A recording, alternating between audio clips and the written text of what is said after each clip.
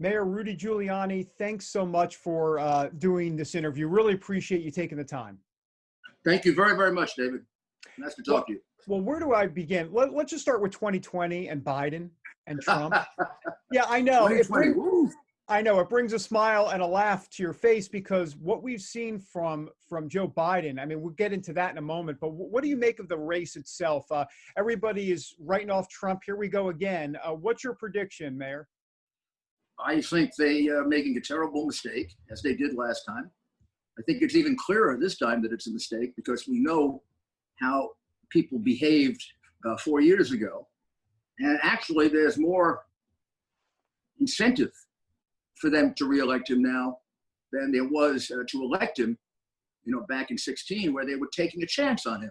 Remember, particularly with the minority voters and the black voters, he went to them and said, what do you have to lose? I mean, for 50 years, you've been oppressed by the Democrat Party. Mm-hmm.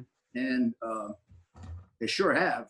You can see the results of it now with all these riots, which are basically almost all in Democrat-controlled cities. Not just controlled, but controlled for most of 100 years. So I think the American people are getting every night, even with the biased news coverage, they're getting a picture of what America could be like under a so-called progressive democratic regime. There's no reason to feel that Biden wouldn't be, because I don't think he's capable of stopping it. He seems to give in to them all the time. Doesn't seem to have much, he doesn't seem to be all there, actually. Yeah. And I don't see him being able to stop the tremendous forces within his party that have cowered, Nancy Pelosi into letting AOC basically run her agenda. Yeah. So if that's what America wants, if we want no police, no military, communities deciding what they want to do, if they want to smoke marijuana or maybe take heroin or steal without a law against stealing, we could have that like we had with the autonomous zone. So that's not American. That's not America. I think there's a sense that these people, Black Lives Matter, Antifa, with the Democratic Party unwilling to criticize them, are trying to destroy our way of life, destroy the American way of life. We know they hate America. Mm-hmm. We feel it every time they yell how much they hate America, when they burn our flag, or deliberately kneel when the national anthem is being played, to say basically, you're not a good country, or tear down statues of Columbus and Washington and Jefferson to say to us, we were founded by bad people. This is going to be a very, very surprising election, David. I think Americans are going to come out to vote for America because they're trying to take it away from us. They really are. No exaggeration. They're trying to take it away from us. And the Democrats either go along with it because some of them are very far left, or they're too weak to oppose. Democrats have been pandering for so long. Like, look, Joe Biden spent his whole life pandering. He's on the ground. His knee has been down all his life, doing what he was supposed to do and say, politically correct, having his hand out for money. Family made millions, by the way, selling his offers. So this is the American people know this.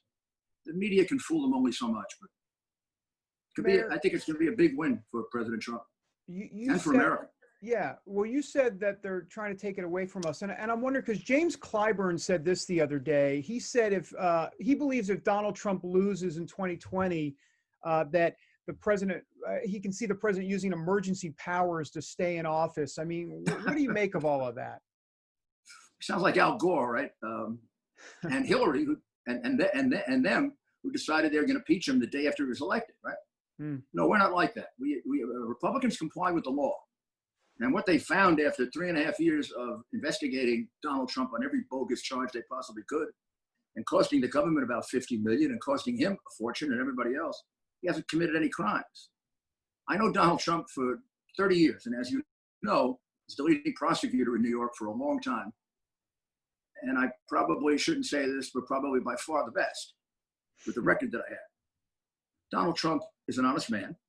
He's a shrewd, tough businessman. He'll take advantage of what the law allows him to do, but he always stops and checks. He's always been surrounded by lawyers. I have specific knowledge of situations in which he was much more careful than other people were. And that's why they keep getting foiled. I keep saying to them, you know, Russian collusion, 2.5 years. There's not even a stitch of evidence that anything. I know he had nothing to do with Russian collusion. I was with him for 6 months, 24 hours a day. Mm-hmm. They made it up. The whole thing is made up. The whole conversation with the Ukrainian president is perfectly proper. Joe Biden is this day under investigation in the Ukraine for bribing, and for bribing the president of the Ukraine, and for taking a bribe himself. But the media here won't report that. The Ukrainian government is investigating Joe Biden for committing serious crimes in the Ukraine that would also constitute bribery in the United States. That's what the president was concerned about. He's concerned about a vice president of the United States who sold out our country. We haven't investigated it yet, but he sold us out in China and Iraq as well, where his brother got into a $1.5 billion deal, and his son got $1.5 billion from China. So these go beyond politics. Just because a man says I want to run for president doesn't mean he can steal, you know, $50 million or get $1.5 billion from China. Yeah. I mean, I'm sorry. I know the Democrats believe they can get away with anything, but there's a point at which you got to put your foot down. There's a long list with Biden. You mentioned a little bit of this earlier. You kind of spoke to a degree about his cognitive ability. This seems to be a concern by a lot of folks. What do you make of it? I got to tell you, you have to wonder about the campaign and the family that is putting him out there like that. David, that's a very, very good question. You know, it really is. Secretly, I thought about it for a while, and now, of course, people talk about it. I say to myself, if I were like that, with my son Andrew, who is a wonderful young man, yeah, but my daughter Caroline, equally as wonderful, love me, and I love them. I really do think, because they're strong personalities, both of them, I think they come to me and say, Dad, you know, you had a great career. You did a lot of great things. You turned around New York. You went after the mafia. You went after Wall Street. You defended the president and helped him avoid ridiculous impeachment. It's not all of you now. You know, you get old. You can't fight it. Yeah. And they'd say, don't let the mass memory be somebody bumbling, stumbling, not being able to finish a sentence, not knowing who his wife is.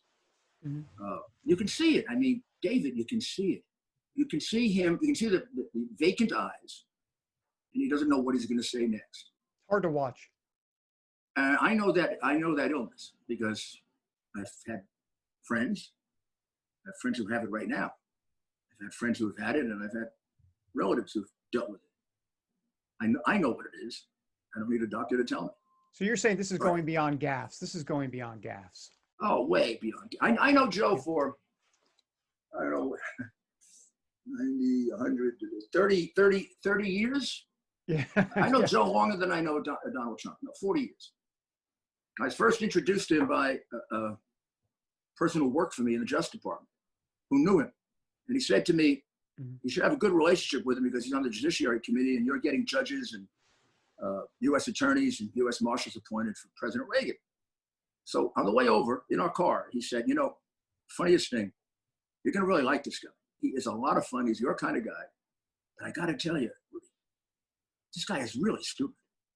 I mean, like he was the dumbest guy in our law school class. The only way he got through was by cheating. I said, you got to be kidding me. He said, no. He did a plagiarized paper. And then when he caught, he was known as the guy who would lean over your paper for the entire law school career. But he said he's actually dumb. He says dumb things. But he's a nice guy. And that's how he probably got elected. And he's a decent guy.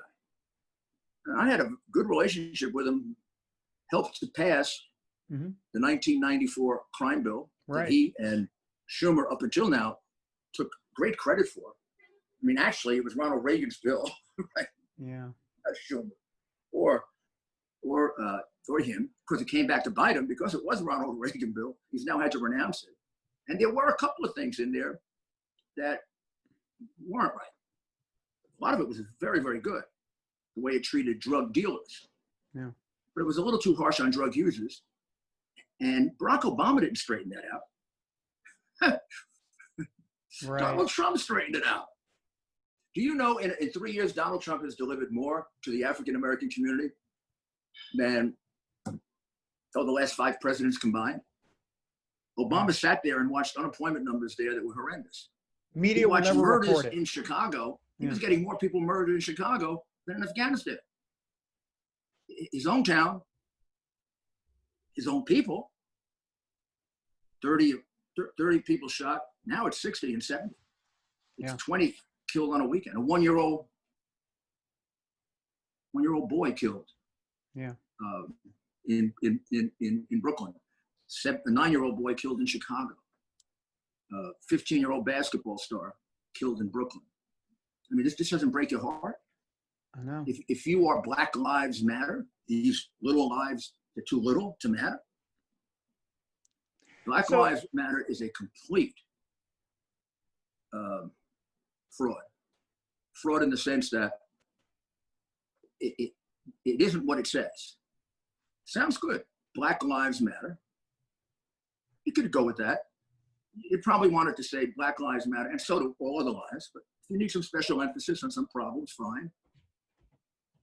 But then the only Black lives that seem to matter are the 2 or 3 a year they can exploit, not the 7,000 or 8,000 that are killed by other Blacks. Black on Black which crime. they never mention or talk about. So tell me how you're saving Black lives. All you're caring about is 1% of 1% and letting the rest of them, slaughter each other without putting great emphasis on how to cure it. And there are ways to fix it, and they're against the ways to fix it. They're dead set against the nuclear family. Basically, they're dead set against fathers. They don't like fathers. They think that fathers ruin the whole thing. Right. And there's a lot of literature about how fathers have really disrupted a family, and a woman is perfectly capable of bringing up a child all by herself. Now, the statistics completely show the other story, which is a child brought up in a 2-parent family has a 2 to 3 times better chance of succeeding at almost every level than a child brought up in a single-parent family. That is not to say that there aren't some single parents that are better than parents' but it's the exception rather than the rule, and it's not even the single parent's fault. It's the difficulty of raising a child. But how if you care about the Black community at this time in the history, you're attacking a mother-father family? You're attacking private education? They want to do away with charter schools. It's the only thing that works. Yeah. They don't want you to be able to have private education for your child if you can afford it. No parochial education. No Protestant, Catholic, Jewish education. Oh. And no God. They're Marxists. So let me ask you, with all of that said, it makes me think you're a big sports fan. I know you're a big Yankee fan. And here we go. I mean, it kind of plays into the whole thing, right? I mean, the national anthem, the Black Lives Matter, kind of embracing Black Lives Matter. It's the whole cancel culture. How much has this pained you to see professional sports teams, specifically the Yankees? I know there's been some stuff with the Yankees too. See what that is? That's the Yankee World Series ring when they beat the Mets. I see it. Last night I went to a dinner for Mariano Rivera, my hero and a wonderful Christian. Yeah, great guy. Man's close to a saint, I'm telling you. I wear this one. I watched the first Yankee game with great anticipation.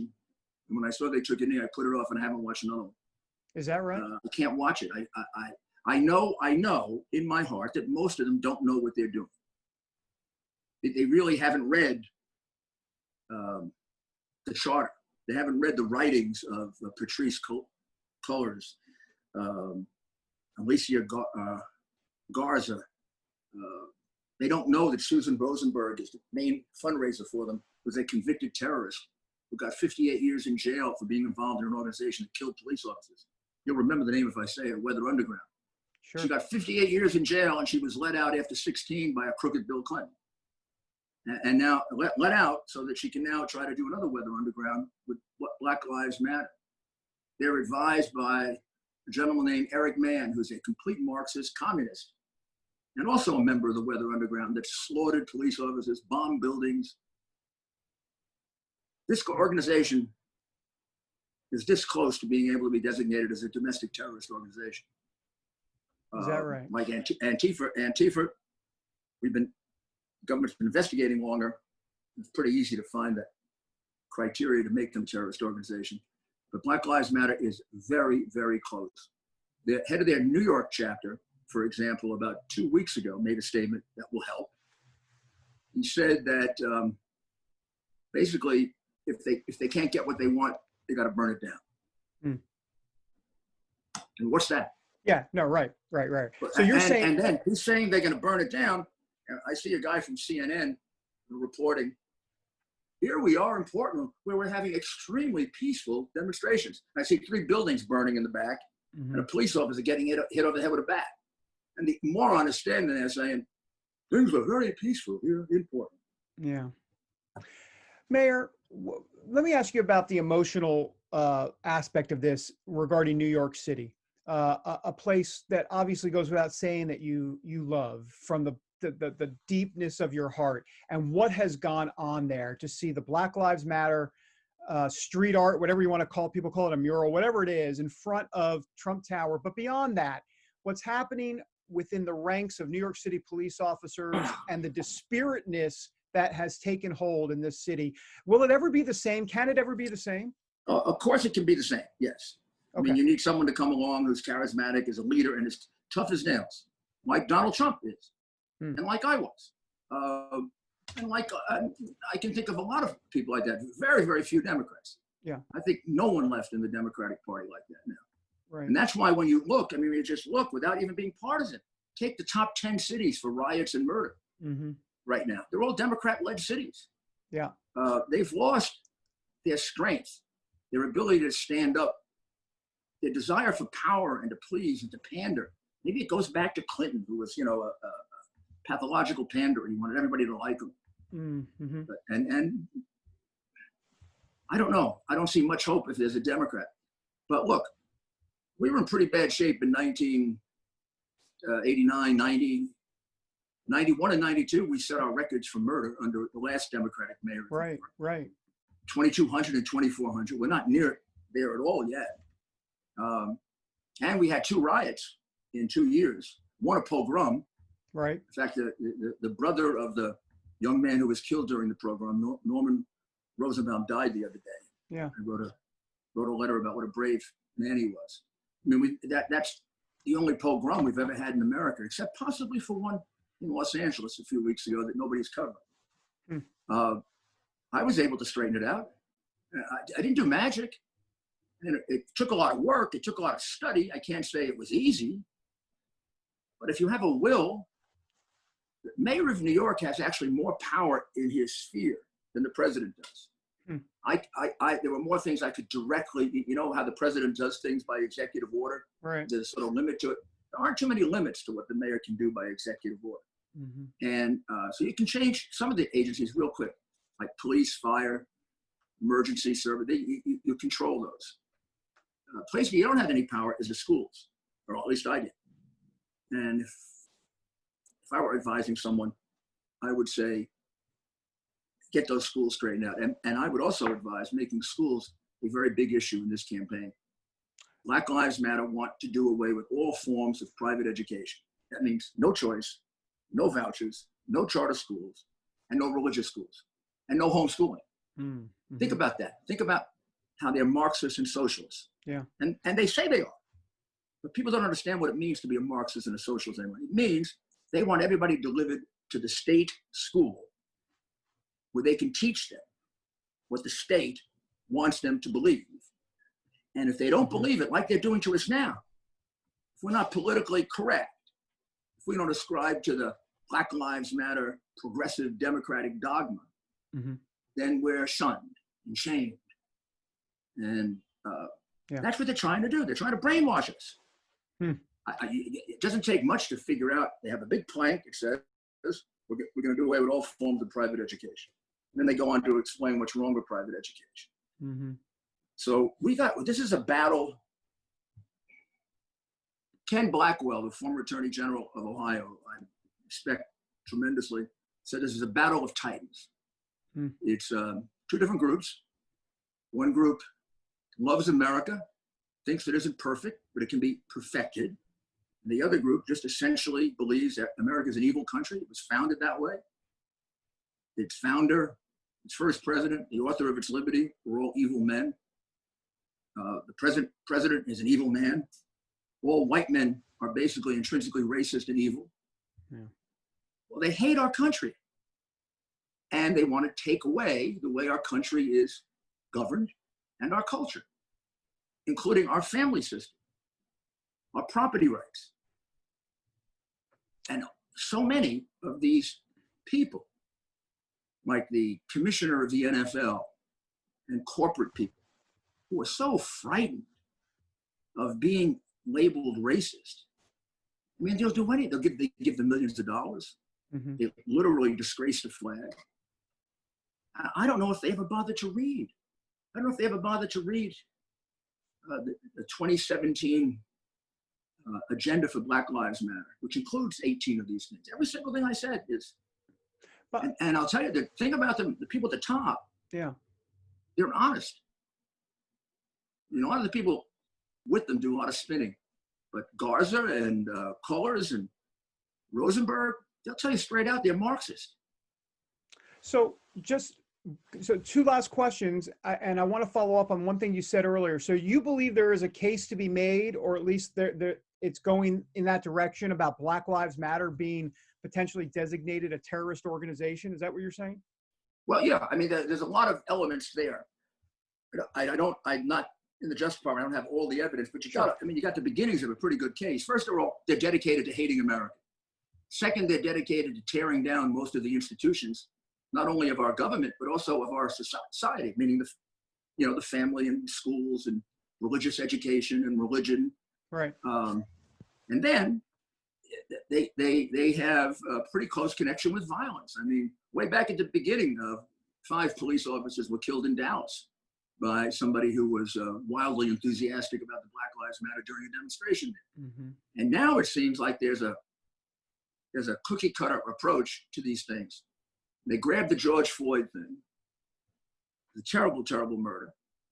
It almost gave us a chance at unifying because the president immediately condemned it and immediately sent the FBI in. That's right. And everybody was agreeing with him at first. And all my police friends were calling me and agreeing this was terrible. Well, boy, they couldn't stand that. There'd be a moment of unity. So they just jammed right in the middle and they started doing things that you have to, like taking over police precincts and burning cars, stealing. Unfortunately, we had a very weak mayor in Minneapolis, like we do in many of these cities, mine. And he let them take a precinct. And from there, they figured they could just take over. So let me ask you one final question, which of course you could go on forever and ever about, but give me whatever you can do on this. This is the Durham investigation. We're going to find out what he's got here. I'm assuming probably before November. I don't know exactly, but here's my question. About a month ago, I interviewed President Trump on the Colonnade, and I asked him, what crime did Obama commit? And he stopped me in the middle of the city. He said, it's treason. He said, Obama committed treason on my campaign. I'm just wondering what you think Durham's investigation is going to end up finding here, Mayor. Well, it's going to find that there was a very, very well-developed, although somewhat amateurish plot that involved a lot of Democrats, mostly in the Obama administration, to use any means possible, including illegal means, the development of a phony black ledger, the disclosure of it to the Times when it turns out to be completely fraudulent about bribes. That was an attempt to unseat him, to stop him as a candidate. Mm-hmm. And when that failed, Peter Strzok went on to his insurance plan, which was to try to do anything he could to manufacture evidence of Russian collusion. Because from the beginning, he knew it didn't happen. Mm-hmm. He knew it didn't happen. So what they did was, they went after everybody around Trump, and they prosecuted many of them, and gave them all the choice of, you won't go to jail if you tell us that Trump is involved with the Russians. Right. Now, contrast that with the way that same Strzok and Comey investigated Hillary Clinton for real crimes. 33,000 emails, 13 telephones smashed. They immunized everybody around her. Yeah. They declared everybody around her innocent to start with. I wouldn't be surprised if they didn't give her the questions before the interview. But they didn't really have to because Comey wrote the conclusion before he interviewed. Mm-hmm. And he was basically told this is a matter, not a case. And the president of the United States couldn't have made it clearer, Obama, that he wanted her off. So that was a totally fixed case. The question is, how much did Obama know and when did he know it?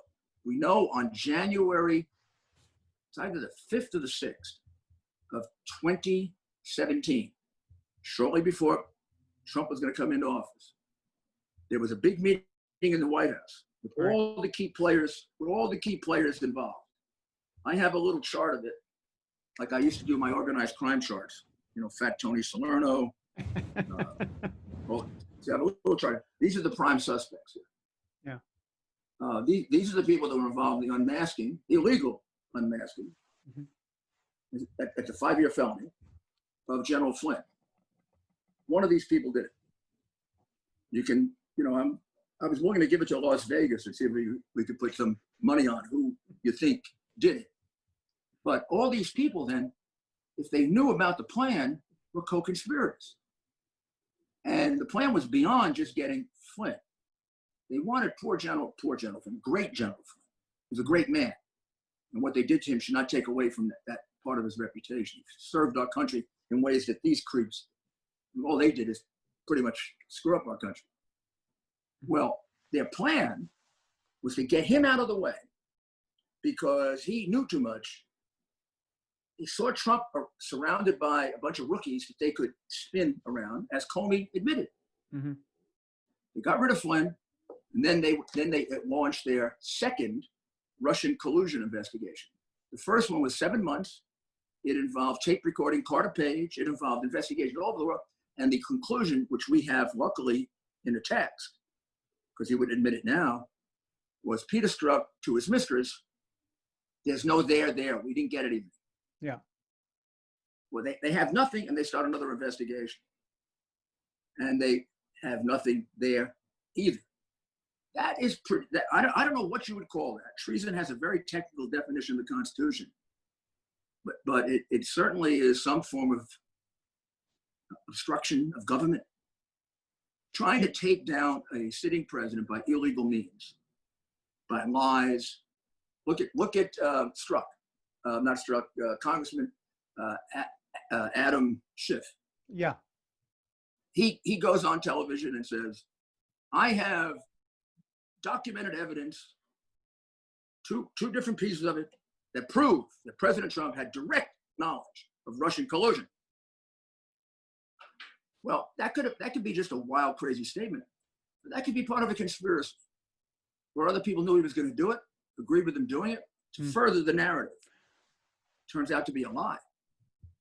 Yeah. Turns out to be a lie in pursuance of trying to falsely accuse someone of a crime. That's a crime. Yeah. You think these things they should not be allowed to get away with?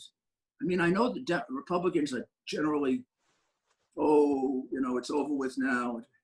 But after what they've done to him, and after what they're going to do to another president if we don't stop them, it's got to be done for the sake of justice and the sake of our country. And we got to get rid of this double standard where Democrats can take millions like Biden. They can sell us out to China. It's right. The evidence is right in our face. Mm-hmm. Nothing. Not only don't you prosecute him for it, the press won't even let you mention it. You think you think Durham is going to recommend charges? What's your gut tell you?